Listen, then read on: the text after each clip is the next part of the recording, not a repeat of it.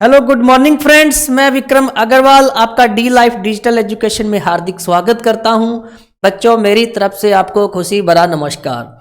तो बच्चों, जैसे पता है कि आपको आईटीआई थ्योरी में आज बहुत ही इंटरेस्टिंग टॉपिक लेके आया हूं, रेजोनेंस ऐसी थ्योरी के अंदर जिसको बोला जाता है अनुनाद। तो बच्चों, इसके अंदर हम सीरीज आरएलसी सर्किट, श्रेणी आरएलसी परिपथ पढ़ेंगे, समांतर आरएलसी परिपथ पढ़ेंगे रेजोनेंस के अंदर। बहुत ही इंटरेस्टिंग टॉपिक है, तो ज्यादा समय ना लेते हुए हम चलते हैं क्लास में। आप भी बच्चे एनर्जी के साथ जल्दी से जुड़ जाइए, ठीक है ना। तो आज का जो टॉपिक हमारा है वो है सीरीज रेजोनेंस, ठीक है ना, जिसको बोला जाता है श्रेणी अनुनाद।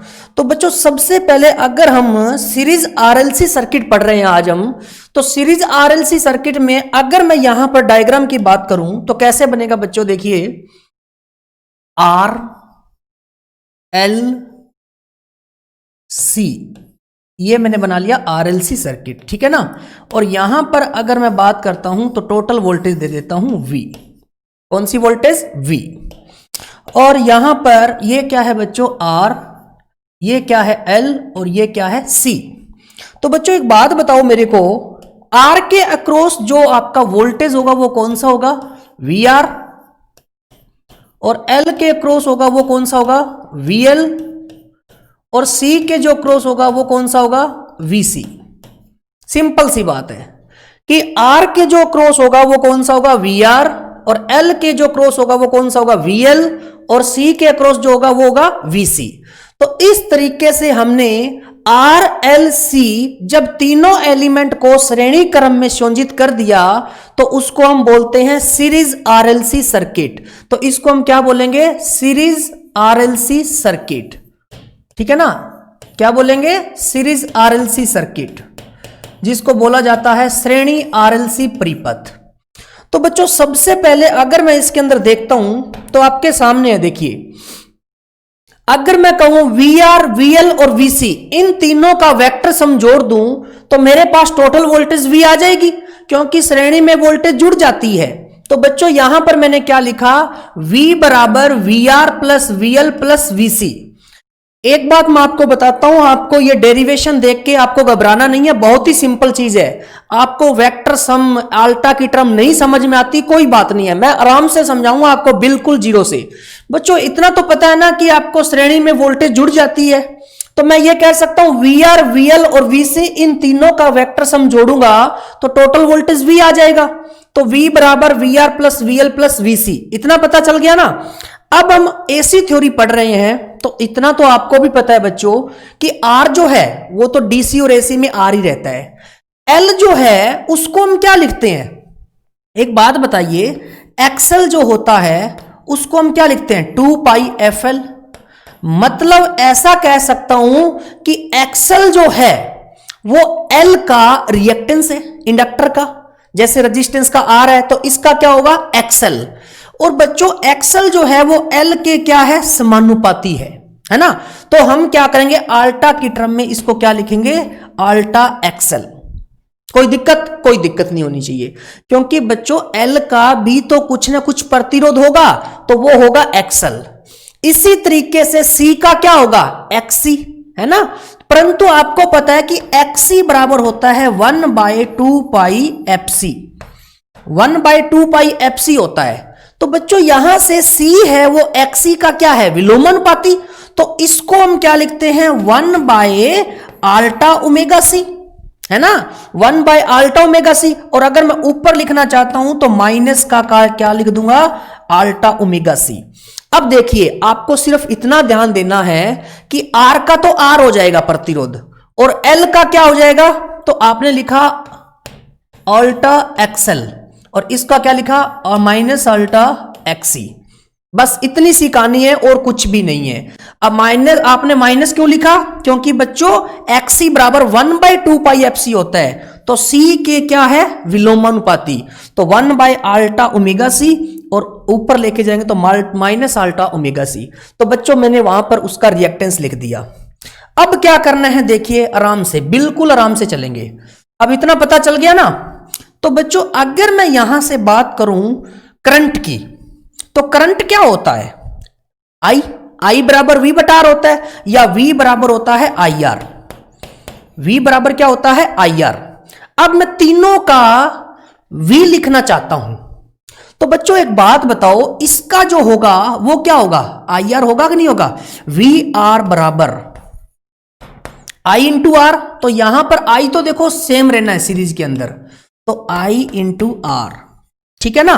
तो मैंने यहां पर लिख दिया IR, ठीक है।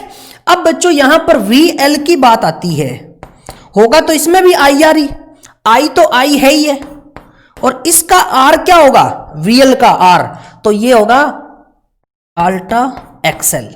और इसी तरीके से VC का क्या हो जाएगा बच्चे, I का तो I रहेगा ही रहेगा, और साथ में क्या आ जाएगा माइनस अल्टा XC,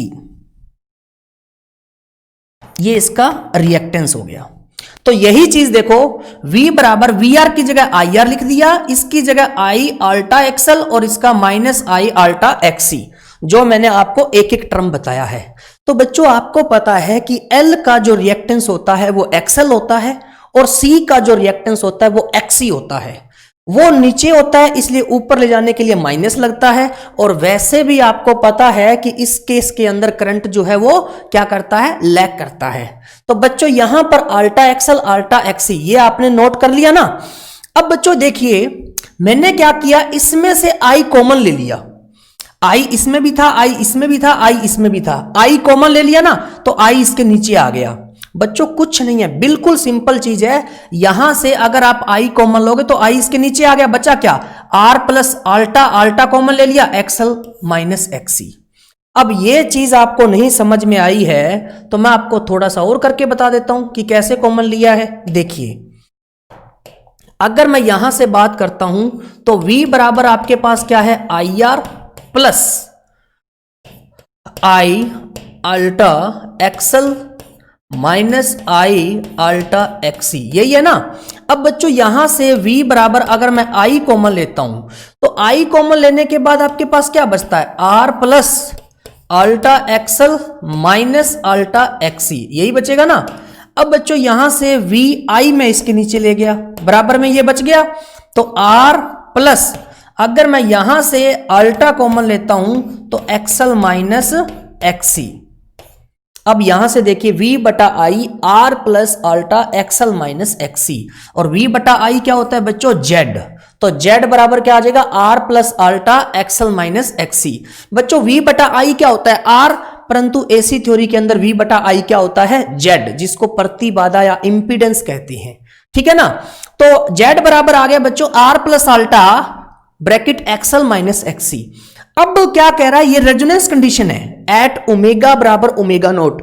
ओमेगा क्या है बच्चों, घूर्णन आवृत्ति, ठीक है ना। ओमेगा नोट क्या है, रेजोनेंट आवृत्ति। तो वो कहता है इमेजिनरी, जेथ टर्म कौन सी होती है, इमेजिनरी पद।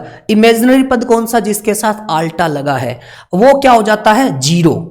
तो बच्चों अगर मैं J वाली मतलब अल्टा वाली टर्म 0 कर दूं तो मेरे पास क्या हो जाएगा, XL माइनस XC का मान क्या हो जाएगा, 0, क्योंकि बच्चों अल्टा तो XL माइनस XC के साथ है ना। अगर ये 0 हो गया तो XL माइनस XC बराबर 0, और XL बराबर क्या हो जाएगा, XC, माइनस का उधर जाके प्लस हो जाएगा। इसी को बोलते हैं अनुनाद की स्थिति, इसको बोलते हैं कंडीशन ऑफ रेजोनेंस। क्या बोलते हैं इसको, condition of resonance, condition of resonance, ठीक है, अनुनाद की स्थिति। अब देखिए बच्चों एक्सल क्या होता है, ओमेगा नोट L। देखो बच्चों ओमेगा नोट L होता है, ओमेगा L बोलते हो ना, तो ओमेगा नोट L, और ये क्या होता है XC 1 by omega naught C। अब यहां से अगर मैं ओमेगा नोट और ओमेगा नोट की अगर मैं मल्टीप्लाई करूं तो ओमेगा नोट स्क्वायर LC बराबर 1, और मुझे क्या चाहिए था, यहां से ओमेगा नोट स्क्वायर बराबर 1 बाय LC, और अगर मुझे सिर्फ ओमेगा चाहिए तो 1 बाय रूट LC। तो वही चीज इसने बोला है, ओमेगा नोट L बराबर 1 बाय ओमेगा नोट C, और ओमेगा नोट बराबर क्या आ गया, 1 बाय रूट LC, और इसका मात्रक क्या होता है, रेडियन पर सेकेंड। तो बच्चों इस तरीके से हमने ये डेरिवेशन छोटा सा मैंने आपको समझाया है। फिर एक बार बता रहा हूं, ध्यान से सुनिए। RLC श्रेणी परिपथ है, तो R, L और C तीनों मैंने श्रेणी के अंदर लगा दिए, जिसने उसने श्रेणी परिपथ बोला है। बच्चों आप सोच रहे हो कि सर ये हमारे काम की चीज नहीं है। बच्चों थोड़ा सा सुनोगे दिमाग खुलेगा, ठीक है ना। और क्वेश्चन आपके आते हैं, क्वेश्चन भी करवाऊंगा, और आपके काम की चीज क्या है वो भी मैं हाईलाइट करवा दूंगा। तो तीनों मैंने श्रेणी में लगा दिए। आर का वोल्टेज होगा वी आर, एल का वी एल और सी का वी सी। अब आपको पता है श्रेणी के अंदर वोल्टेज है वो जुड़ जाता है, तो V R V L V C तीनों का वेक्टर सम कर दूं तो वी के बराबर आ जाता है, बिल्कुल। अब बच्चों यहां पर मैं आई की बात कर रहा हूं, तो आई तो तीनों में सेम रहेगा, श्रेणी में धारा समान रहती है। अब यहां पर बात करता हूं तो आई आर हो जाएगा, वी आर बराबर क्या हो जाएगा आई आर, वी बराबर आई आर होता है। अब यहां पर जो एल है उसका जो रिएक्टेंस है या प्रतिरोध है वो आपका एक्सएल होता है, तो ये अल्टा एक्सएल इंटू आई तो है ही है। और इसका क्या होता है 1/ओमेगा सी होता है एक्सी के बराबर, तो बच्चों ऊपर लेके गए तो माइनस अल्टा एक्सी। अब मैंने कुछ नहीं किया, इन तीनों का सम के बराबर रख दिया, आई कॉमन आया तो जेड बराबर ये बन गया। अब बच्चों 8 ओमेगा बराबर ओमेगा नॉट जो रेजोनेंस की स्थिति बनाई है, तो उसमें हम क्या करेंगे अल्टा टर्म को जीरो कर देंगे, तो एक्सएल माइनस एक्सी जीरो हो गया, एक्सएल बराबर एक्सी आ गया। एक्सएल बराबर एक्सी ही रेजोनेंस कंडीशन है, अनुनाद की स्थिति। तो आपके इंपॉर्टेंट की चीज है ये एक्सएल बराबर एक्सी, एक तो ये इंपॉर्टेंट है। उसके बाद ये फॉर्मूला ओमेगा नोट बराबर 1/√LC रेडियन पर सेकेंड। तो जिसको कुछ नहीं पता चले ये दो आप बॉक्स वाली चीज जरूर याद रख लेना। उसके बाद मैं आगे बताता हूं आपको इसके अंदर। देखिए अब देखिए बच्चों, जैसे अभी हमने क्या निकाला था ओमेगा नोट बराबर 1/√LC रेडियन पर सेकेंड, यही था ना। अब ये निकालने के बाद अब बच्चों ओमेगा नोट जो होता है ना, ओमेगा नोट वो किसके इक्वल होता है 2πf नोट। अगर मैं यहां पर देखिए रेडियन पर सेकंड था ना, अगर आपको फ्रीक्वेंसी चाहिए हर्ट्स में, एच जेड हर्ट्ज में चाहिए, तो डब्ल्यू नोट बराबर होता है 2πf नोट। तो इसकी जगह अगर वैल्यू पुट करूं डब्ल्यू नोट की जगह क्या 2πf नोट, तो 2πf note is equal to 1/√LC। और यहां से मुझे सिर्फ चाहिए क्या एफ नोट, तो एफ नोट मेरा क्या आ जाएगा, ये 2π इसके नीचे आ जाएगा, तो 1/2π√LC, और ये किस में हो जाएगा हर्ट्ज में। तो बच्चों यही चीज उसने यही लिखी है, एफ नोट बराबर 1/2π√LC और किसके अंदर होगी हर्ट्ज में, ठीक है ना। और आई बराबर क्या हो जाएगा V/R, तो V/I बराबर क्या होता है V/R होता है, परंतु AC में V/Z होता है। तो यहां पर Z है क्या बच्चों R plus iota bracket XL minus XC, ये मैं आपको बहुत बार बता चुका हूं, ठीक है ना। तो ये ध्यान रखना बच्चे। अब देखिए यहां पर ये आ गया। अब देखिए इसमें बोलना क्या चाहता है, अब आपके काम की चीज स्टार्ट हो गई है बच्चों। श्रेणी RLC परिपथ में रेजोनेंट की स्थिति पर प्रतिरोध परिपथ की तरह व्यवहार करता है। मतलब क्या है कि श्रेणी RLC परिपथ में रेजोनेंट की स्थिति पर प्रतिरोध परिपथ की तरह व्यवहार करता है, Z बराबर R, ठीक है ना। ये मेन नहीं आएगा, श्रेणी RLC परिपथ रेजोनेंट की स्थिति पर प्रतिरोध परिपथ की तरह व्यवहार करता है क्योंकि Z बराबर R। ये बच्चों इसने क्यों बोली इतनी बड़ी बात, देखिए अगर मैं कहूं रेजोनेंट की स्थिति क्या है जहां पर एक्सएल माइनस एक्सी जीरो हो गया या एक्सएल बराबर एक्सी, तो बच्चों यहां से आप देखोगे तो Z बराबर सिर्फ क्या बचेगा R, बाकी तो जीरो हो गया। और Z बराबर R है तो इसका मतलब क्या है प्रतिरोध के बराबर है, तो किसकी तरह व्यवहार करेगा प्रतिरोध परिपथ की तरह। ये आपका एक क्वेश्चन है, वहां पर क्वेश्चन क्या आएगा श्रेणी RLC परिपथ रेजोनेंट की स्थिति पर किस परिपथ की तरह व्यवहार करता है। ऑप्शन दे देगा प्रतिरोध परिपथ की तरह, प्रेरकत्व परिपथ की तरह, संधात्रीय परिपथ की तरह, ऐसे बोल देगा। तो आपको पता है प्रतिरोध परिपथ की तरह, क्यों Z बराबर R। इसलिए वोल्टेज धारा के इन फेज में होती है और शक्ति गुणांक का मान इकाई होता है। तो ये तो बच्चों आपको पता है, जो प्योर आपका रजिस्टिव सर्किट होता है उसके अंदर I और V दोनों क्या होते हैं इन फेज में होते हैं, और उनका शक्ति गुणांक भी क्या होता है यूनिटी पावर फैक्टर होता है, इकाई होता है। तो बहुत ही अच्छा इसमें से क्वेश्चन बन सकते हैं, दो क्वेश्चन भी बन सकते हैं। रेजोनेंट की स्थिति पर प्रतिबाधा, प्रतिबाधा मतलब Z इंपीडेंस का मान कम हो जाता है जिसके कारण धारा प्रवाह का मान कम जिसके कारण धारा प्रवाह का मान कम नहीं ज्यादा, ठीक है ना, क्योंकि अगर इंपीडेंस कम होगा तो बच्चों धारा प्रवाह का मान क्या हो जाएगा, ज्यादा। कैसे, देखिए रेजोनेंट की स्थिति पर प्रतिबाधा का मान कम कैसे हो गया। मेरे को एक बात बताइए सिंपल सी, कि बच्चों Z बराबर पहले क्या था, R प्लस R के अंदर कुछ ना कुछ तो ऐड था ना, मतलब कुछ ना कुछ जुड़ रहा था। अब क्या बचा, Z बराबर R, मतलब कुछ ना कुछ भी जुड़ रहा था तो कुछ ना कुछ कम तो हुआ है ना, तो Z बराबर R हो रह गया सिर्फ, मतलब प्रतिबाधा का मान कम हुआ तो बच्चों धारा का मान क्या होगा, ज्यादा। क्यों, ऐसा क्यों बोलते हैं हम, देखिए I बराबर होता है V बटा Z। अगर आपका प्रतिबाधा का मान कम हुआ तो धारा का मान क्या होगा बच्चों, ज्यादा। ये क्वेश्चन बहुत ही इंपॉर्टेंट क्वेश्चन है कि अगर रेजोनेंट की स्थिति पर प्रतिबाधा का मान कम हो रहा है तो धारा प्रवाह का मान क्या होगा बच्चों, ज्यादा। ये बात नोट कर लेना। श्रेणी आरएलसी परिपथ का प्रयोग वोल्टेज एम्प्लीफिकेशन में किया जाता है, तो ये तो पता है, जो श्रेणी आरएलसी परिपथ है वो वोल्टेज एम्प्लीफाई करता है, और जो समांतर है आरएलसी परिपथ वो किसको करता है, धारा को एम्प्लीफाई करता है। तो बच्चों आप ये ध्यान रखना, श्रेणी का मतलब क्या होता है, वोल्टेज जुड़ना, और समांतर में क्या है, धारा जुड़ती है। तो ये भी सारे क्वेश्चन है, ये तीनों के तीनों पॉइंट्स मैं जो आपको यहां पर नोट करवा रहा हूं वो सारे के सारे क्वेश्चन है। और बच्चों कोई भी एग्जाम है, चाहे वो डीएमआरसी है, डीआरडीओ है, टेक्निकल हेल्पर है, किसी के अंदर कोई दिक्कत नहीं आने वाली, बस सिर्फ आप थोड़ा सा ध्यान दीजिए अच्छे से, ठीक है ना।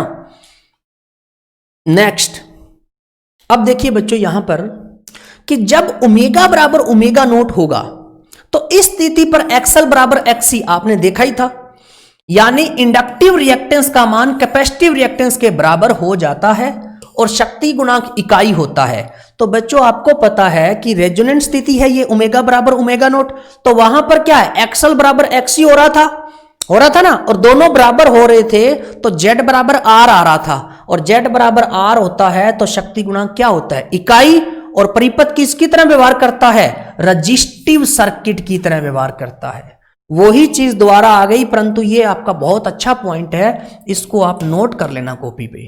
जब ओमेगा आपका लेस देन ओमेगा नोट होगा बच्चों, जब omega less than omega naught होगा मतलब एक्सएल छोटा होगा एक्सी से, कहने का मतलब एक्सी बड़ा है, और एक्सी बड़ा है तो वो किसका है, कैपेसिटर का रिएक्टेंस है, और कैपेसिटर का रिएक्टेंस बड़ा है तो बच्चों जो आपका सर्किट है वो कैपेसिटिव सर्किट की तरह व्यवहार करेगा, और पावर फैक्टर हमेशा क्या होता है, लीडिंग मतलब अग्रगामी। तो ये देखिए इस स्थिति पर एक्सएल छोटा हो जाएगा एक्सी से, यानी इंडक्टिव रिएक्टेंस का मान कैपेसिटिव रिएक्टेंस से कम होता है ना, और शक्ति गुणांक क्या होता है, अग्रगामी, और आरएलसी परिपथ किसकी तरह व्यवहार करेगा, कैपेसिटिव सर्किट की तरह व्यवहार करेगा। क्यों, क्योंकि एक्सी बड़ा है, एक्सएल छोटा है, तो एक्सी बड़ा है तो शक्ति गुणांक भी क्या होगा, लीडिंग, जिसको अग्रगामी बोलते हैं, और परिपथ किसकी तरह व्यवहार करेगा, कैपेसिटिव सर्किट की तरह। और जब ओमेगा आपका बड़ा होगा ओमेगा नोट से तो बच्चों यहां पर क्या हो जाएगा, एक्सएल बड़ा हो जाएगा एक्सी से, और एक्सएल बड़ा हो गया एक्सी से तो आपको पता है कि पावर फैक्टर है जो शक्ति गुणांक वो तो हो जाएगा पश्चगामी, और सर्किट किसकी तरह व्यवहार करेगा, इंडक्टिव सर्किट। इस स्थिति पर एक्सएल बड़ा हो जाएगा एक्सी से, यानी इंडक्टिव रिएक्टेंस का मान कैपेसिटिव रिएक्टेंस से ज्यादा होता है, और शक्ति गुणांक पश्चगामी होता है, और आरएलसी परिपथ इंडक्टिव सर्किट की तरह व्यवहार करता है। तो बच्चों ये आप एक फॉर्मूले से भी देख सकते हो, आप फॉर्मूले को बहुत अच्छे से जानते हो कि Z बराबर क्या होता है, अगर मैं यहां पर देखूं तो R square plus XL minus XC का होल स्क्वायर, ये इसका क्या होता है, फॉर्मूला होता है। तो यहां पर पहले केस में अगर एक्सएल और एक्सी को बड़ा कर दूं मैं, सॉरी बराबर कर दूं, तो ये तो जीरो हो गया, बच्चा क्या, आर स्क्वायर, और रूट से बाहर निकलेगा तो आर, Z बराबर आर हो जाएगा, तो रजिस्टिव सर्किट हो जाएगा। दूसरे केस में क्या है, एक्सी बड़ा है, तीसरे केस में क्या है, एक्सएल बड़ा है। तो इस तरीके से आप इन तीनों को, बहुत ही इंपॉर्टेंट पॉइंट्स हैं, इन तीनों से क्वेश्चन 100% आता है। तो आप इसको नोट करके इसको देखिए कि तीनों कंडीशन पर क्या क्या होगा, तो ये बच्चों आप देख सकते हो आराम से, ठीक है ना। नेक्स्ट, अब मैंने अभी आपको क्या बताया कि ओमेगा बराबर ओमेगा नोट होगा तो रजिस्टिव सर्किट की तरह व्यवहार करेगा, और शक्ति गुणांक क्या आएगा, इकाई, क्योंकि Z बराबर क्या था R, Z बराबर क्या था R, जो हमने अभी देखा था। और दूसरा केस क्या था, जब omega less than omega naught, मतलब क्या था इस केस के अंदर आपका XC बड़ा था XL से, या फिर कह सकता हूं XL छोटा है XC से, एक ही बात है ना। तो बच्चों कैपेसिटिव सर्किट की तरह व्यवहार करेगा और शक्ति गुणांक क्या होगा, अग्रगामी मतलब लीडिंग। कैपेसिटर के केस में बच्चों शक्ति गुणांक जो होता है पावर फैक्टर वो अग्रगामी, जिसको लीडिंग बोला जाता है। और तीसरा केस क्या है, omega greater than omega naught, तो इंडक्टिव सर्किट बनेगा और इस केस में आपका एक्सएल बड़ा होगा XC से, है ना। तो एक्सएल अगर बड़ा हो गया XC से तो इंडक्टिव सर्किट की तरह व्यवहार करेगा और शक्ति गुणांक आपका क्या होगा, पश्चगामी मतलब लैगिंग। तो बच्चों ये तीनों मैंने इसके हाईलाइट पॉइंट बताए हैं जो आपको अभी समझाया था, इसके बारे में समझाकर और ये पूरा का पूरा हाईलाइट कर दिया ताकि आप इसको नोट कर लीजिए, ठीक है ना। नेक्स्ट देखिए, अब यहां पर गुणता कारक के बारे में पढ़ेंगे। तो एक बार आप इसको आप देखिए, गुणता कारक क्या होता है।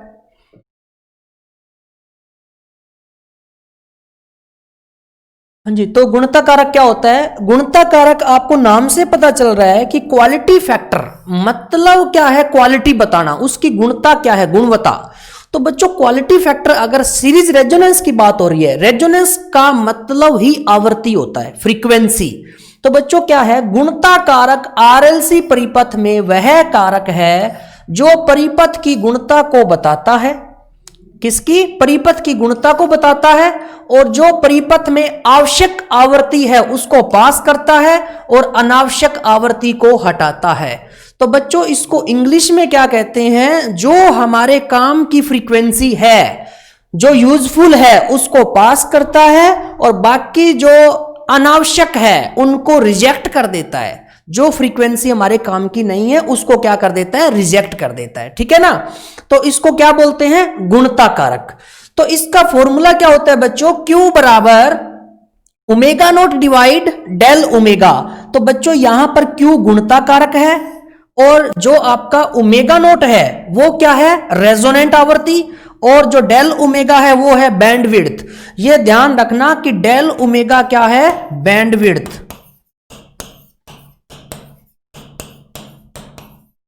ठीक है ना। और आपका जो ओमेगा नोट है वो रेजोनेंट आवृत्ति है, ओमेगा नोट आपका क्या है, रेजोनेंट आवृत्ति, जो 1/√LC और रेडियन पर सेकंड। तो ये याद रखना बच्चों। और आपका Q बराबर क्वालिटी फैक्टर जो है उसका एक फॉर्मूला ये भी होता है ओमेगा नोट L/R, बहुत ही इंपॉर्टेंट फॉर्मूला है। तो इसके अगर मैं देखूं तो एक फॉर्मूला Q क्वालिटी फैक्टर जो है इसके आपके 3 फॉर्मूले बनते हैं। एक तो होता है Q बराबर omega naught divide del omega, एक होता है Q बराबर ओमेगा नोट L/R, और तीसरा कौन सा होता है 1/√L/C। तो ये आपका बहुत ही इंपॉर्टेंट फॉर्मूलेज हैं। तो मैं कह सकता हूं क्या, omega naught by del omega is equal to, दूसरा फॉर्मूला कौन सा है, चाहे आप इसको लिख लो पहले, ओमेगा नोट L/R, और कौन सा है 1/√L/C। तो ये आपके तीनों फॉर्मूले आपके बन गए किसके, क्वालिटी फैक्टर के, मतलब गुणता कारक के। तो यहां से शक्ति गुणांक का फॉर्मूला क्या है बच्चों, R/Z, और बैंडविड्थ का फॉर्मूला होता है R/L। ये बहुत इंपॉर्टेंट है, बैंडविड्थ का फॉर्मूला होता है R/L, और L/R क्या होता है, सीरीज RL सर्किट में वो टाइम कांस्टेंट होता है, तो उसके ऊपर ध्यान ना देके बैंडविड्थ होता है R/L। और Z बराबर, ये तो आपको पता ही है, रूट में R² plus XL minus XC का होल स्क्वायर। तो I बराबर क्या होता है V/Z, तो V का V और Z की वैल्यू पुट कर दिया, √R² plus XL minus XC का होल स्क्वायर। तो बच्चों ये सारे फॉर्मूले हैं, आप नोट कर लीजिए, बहुत इंपॉर्टेंट फॉर्मूले हैं। ये गुणता कारक के थे, उसके बाद ये पावर फैक्टर शक्ति गुणांक का, ये बैंडविड्थ का, ये Z का, ठीक है ना। नेक्स्ट, अब मैंने एक छोटी सी टेबल बनाई है, ये आप ध्यान रखोगे। पहले में मैंने परिपथ के प्रकार बताए हैं, फिर मैंने इंपीडेंस बताया है। इंपीडेंस क्या होता है बच्चों? प्रतिबाधा बोलते हैं इसको। क्या बोलते हैं? प्रतिबाधा, इंपीडेंस ऑफ द सर्किट। और ये क्या है? पावर फैक्टर, जिसको शक्ति गुणांक बोलते हो।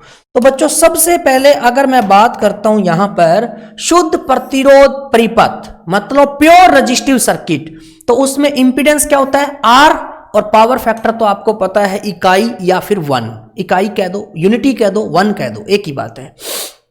फिर बात आती है शुद्ध प्रेरकता परिपथ, मतलब प्योर इंडक्टिव सर्किट, तो उसका जो इंपीडेंस होता है वो एक्सल होता है, और एक्सल को क्या बोलते हैं? 2 पाई FL, उसी का फॉर्मूला है।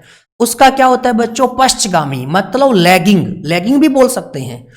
और उसके बाद शुद्ध संधारित्र, मतलब प्योर कैपेसिटिव सर्किट, तो उसमें क्या होता है? XC, और XC किसके बराबर होता है? 1/2 पाई FC। और उसका क्या होता है? अग्रगामी, अग्रगामी क्या होता है बच्चों? लीडिंग, ठीक है ना। अग्रगामी क्या होता है? लीडिंग, और पश्चगामी क्या होता है? लैगिंग, ठीक है। और 1 क्या होता है? यूनिटी। तो थोड़ा सा आपको ध्यान रखना पड़ेगा। अब यहां पर प्रतिरोध व प्रेरकता, मतलब RL सर्किट, RL सर्किट में आपको पता है R और L दो ही चीज है, तो यहां पर Z बराबर क्या हो जाएगा? रूट का R² प्लस XL का स्क्वायर। R का R हो गया, L का XL हो गया, और R/Z इसका क्या होता है? पावर फैक्टर, जो कि क्या होता है? पश्चगामी। प्रतिरोध व संधारित्र कौन सा? RC सर्किट आ गया, तो उसमें C है तो XC आ जाएगा, R² का R² रहेगा, R/Z, और कैपेसिटर आ गया तो कौन सा होगा? अग्रगामी, मतलब लीडिंग। RLC परिपथ जो हमने आज पढ़ा है, तो उसका आपने इंपीडेंस तो देख ही लिया, रूट का R² plus XL minus XC का होल स्क्वायर, दोनों चीज आ गई ना, L और C, और तीसरी R, तो RLC बन गया। तो R/Z इसका क्या होगा? शक्ति गुणांक, पावर फैक्टर, जो पश्चगामी भी होगा और अग्रगामी भी होगा। तो आपने कंडीशन भी देखी थी, जब omega less than omega naught था तो क्या था, omega greater than omega naught था तो क्या था। तो पश्चगामी और अग्रगामी दोनों आएंगे, मतलब लीडिंग और लैगिंग, ठीक है। तो ये बहुत ही इंपॉर्टेंट है, इसको ध्यान में रखना। अब बच्चों थोड़ा सा प्रश्नोत्तरी पे आ जाते हैं। इस क्वेश्चन को पढ़ के बताइए जल्दी से कितना आंसर आएगा। तो इसमें अगर मैं बात करता हूं RLC श्रेणी परिपथ के अंदर R बराबर आपका कितना है? 6 ओम, ठीक है। XL कितना है? 12 ओम, और XC कितना है? 4 ओम। और आपको निकालना क्या है? प्रतिबाधा, Z का मान निकालना है। तो Z का मान, तो Z का मान क्या होता है? Z का फॉर्मूला लिख लीजिए, रूट का R² plus XL minus XC का होल स्क्वायर। तो बच्चों यहां से अगर मैं वैल्यू पुट करता हूं तो Z बराबर R कितना है? 6 का स्क्वायर, प्लस XL कितना है? 12, माइनस XC कितना है? 4 का स्क्वायर।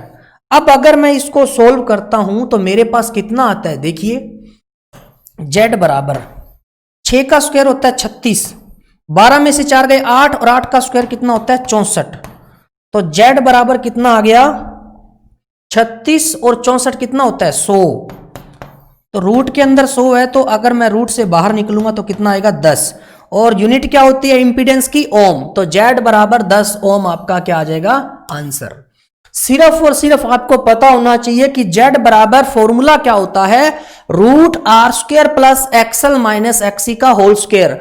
R का मान 6, XL का मान 12, XC का मान 4। तो 6 का स्क्वायर 36, 12 में से 4 गए 8, 8 का स्क्वायर 64, 64 और 36 होता है 100, और 100 का रूट कितना होता है? 10। तो बच्चों सिर्फ और सिर्फ आपके फॉर्मूले पर आधारित कहानी है कि Z बराबर root R² plus XL minus XC का होल स्क्वायर। नेक्स्ट,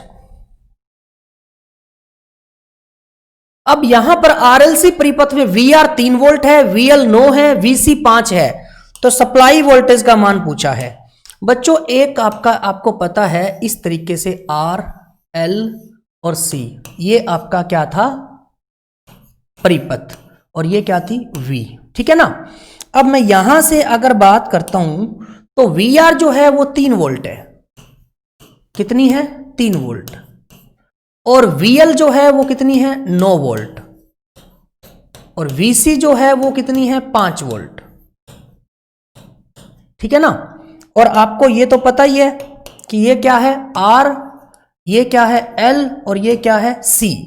तो बच्चों यहां से अगर मैं आपको एक बताता हूं चीज, तो V बराबर क्या होगा, अगर मैं इंपीडेंस के केस में बताऊं तो इसका R स्क्वायर होता है ना, तो इसकी वोल्टेज क्या होगी VR का स्क्वायर, प्लस इसकी वोल्टेज क्या होगी VL, और इसकी वोल्टेज क्या होगी VC माइनस का होल स्क्वायर। ठीक है ना। अब इसके अंदर अगर मैं वैल्यू पुट करता हूं तो मेरे पास क्या आता है, V बराबर VR मतलब रेजिस्टेंस की वोल्टेज 3, तो 3 का square, plus VL minus VC, तो 9 माइनस 5 का स्क्वायर। तो यहां से V बराबर कितना आ जाएगा, 3 का स्क्वायर 9, और 9 में से 5 गए 4, 4 का स्क्वायर 16। तो V बराबर √25, और √25 कितना होता है बच्चों 5, √25 कितना होता है 5, तो V बराबर आ गया 5 वोल्ट। तो ये सप्लाई वोल्टेज जो आ गई V बराबर 5 वोल्ट। कई बार बच्चे सीधा जोड़ देते हैं 9 और 3 12 और 5 17, तो बच्चों 17 गलत है। ठीक है ना। यहां पर आपका वेक्टर सम होता है और इंपीडेंस निकालते हैं, उसके हिसाब से फॉर्मूला बनता है। तो वोल्टेज जो रेजिस्टेंस का वोल्टेज है उसका स्क्वायर, प्लस इंडक्टर का वोल्टेज माइनस कैपेसिटर का वोल्टेज का होल स्क्वायर। तो बच्चों आपका आंसर जो है वो 5 वोल्ट आएगा, ना 15 ना 3। ठीक है ना। नेक्स्ट, श्रेणी आरएलसी परिपथ में गुणता कारक होता है, क्वालिटी फैक्टर कह रहा है Q बराबर। तो Q बराबर आपको पता है क्या क्या होता है बच्चों, ओमेगा नोट L/R होता है। Q बराबर आपका omega naught by del omega होता है। क्या होता है, omega naught by del omega मतलब बैंडविड्थ। और Q बराबर होता है 1/R√L/C। अब आप यहां से देख लीजिए कि पहला भी सही है और दूसरा 1/R√L/C ये भी सही है, बोथ A एंड B। तो ये बच्चों आपका आंसर आ जाएगा। ठीक है ना। तो दोनों ही सही है। क्या, Q बराबर ओमेगा नोट L/R और Q बराबर 1/R√L/C, तो ये दोनों हो गया। अगर वो तीसरा देखे ऑल ऑफ दीज का भी बना सकता था तो अभी आंसर ऑल ऑफ दीज आता। तो ये तीनों फॉर्मूले जब गुणता कारक के पता होंगे तो आप बता सकते हो। तो इस तरीके से बच्चों हमने सीरीज रेजोनेंस जो श्रेणी अनुनाद बोला जाता है उसके बारे में आपको बेसिक नॉलेज बताया बहुत अच्छे से। बच्चों अगर आप ये 2 या 3 बार पढ़ लेते हो ना तो दिमाग में छप जाएगा, और ये बहुत ही अच्छा इंपॉर्टेंट टॉपिक है। अगर आगे भी आप करते हो ना, डिप्लोमा वगैरह करते हो या अच्छा पेपर दे के आते हो DRDO इसरो, तो वहां पर इसी टॉपिक से क्वेश्चंस आते हैं। बहुत ही अच्छा टॉपिक है अनुनाद मतलब रेजोनेंस। तो मेरा आपसे एक रिक्वेस्ट है कि आप इसको 2-3 बार नोट करके पॉइंट को पढ़िए और समझने की कोशिश करिए। जो चीज नहीं समझ में आती उसको वीडियो को फिर वापस बैक करके उसको देखिए, अच्छे से समझ में आएगा। ठीक है बच्चों। और ज्यादा से ज्यादा बच्चों लाइक और सब्सक्राइब जरूर कर दीजिए। अपने जितने भी मित्र हैं, रिश्तेदार हैं, दोस्त हैं, उनको आप बोल दीजिए कि DLife.Fun आप यूट्यूब चैनल पर ITI की जो थ्योरी है उसकी जो वीडियोस है वो आप डेमो के तौर पर YouTube चैनल पर देख सकते हो। उसके बाद आप डाउनलोड कर सकते हो DLife ऐप को गूगल पर जाकर। ठीक है ना। और वहां से आपको अगर जानकारी लेना है तो आप विजिट भी कर सकते हो वेबसाइट पर www.dlife.fun पर। तो वहां पर आपको सारी जानकारी मिल जाएगी। ओके बच्चों, अब मैं आपसे विदा लेना चाहूंगा और बहुत ही जल्द मिलता हूं रेजोनेंस की प्रश्नोत्तरी के साथ। Okay, thank you, bye bye.